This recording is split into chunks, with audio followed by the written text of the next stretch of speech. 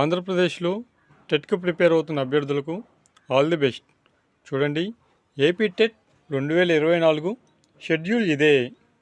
చూడండి, July 2న AP TET notification విడుదలైంది. అదేవిధంగా ఫీజు చెల్లింపు వచ్చేసరికి జూలై 3 నుండి 16 వరకు ఆన్లైన్లో చెల్లించాలి. చూడండి, ఆన్లైన్ దరఖాస్తులు వచ్చేసి జూలై 4 నుండి 17 వరకు ఉంటుంది.